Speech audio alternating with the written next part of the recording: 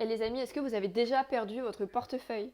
Tu vois ce moment où tu le cherches partout et impossible de remettre la main dessus. Et pendant que tu cherches, c'est normal, ton cerveau il anticipe. Carte d'identité, permis de conduire, carte vitale, carte bleue, les photos, les démarches, les rendez-vous en pleine journée, le temps que ça va prendre, l'argent que ça va coûter, les 80 € en liquide qui étaient dedans avec le chèque pas encaissé. À ce moment-là, il y a un switch qui s'est opéré. Ton cerveau, il a déjà acté que c'est foutu. Tu réalises, tu acceptes, t'es prêt à faire les démarches. C'est fou ce qui se passe psychologiquement parce que dans ta tête, t'as déjà perdu l'argent, t'as déjà donné ton temps. Et puis, tu le retrouves et là t'es heureux. Et genre vraiment heureux. Tu ressens comme si t'avais économisé l'argent que t'aurais eu à dépenser si tu l'avais perdu. Ça marche aussi avec la frayeur d'avoir perdu son smartphone, son ordinateur, n'importe quel objet de valeur. Bien sûr sa santé, alors que rien n'a changé. T'as juste récupéré ce que t'avais déjà. La gratitude c'est pas juste dire merci, c'est entraîner notre cerveau à voir ce qui est déjà là jusqu'à le ressentir vraiment. Jusqu'à ressentir à force de régularité un soulagement et une joie qui traverse le corps sans avoir besoin de perdre ou de retrouver quoi que ce soit. Ni son portefeuille, ni son smartphone, sa santé, sa famille, ses amis, sa liberté. Je pensais que c'était du bullshit pendant longtemps et finalement ça fait un bail que je pratique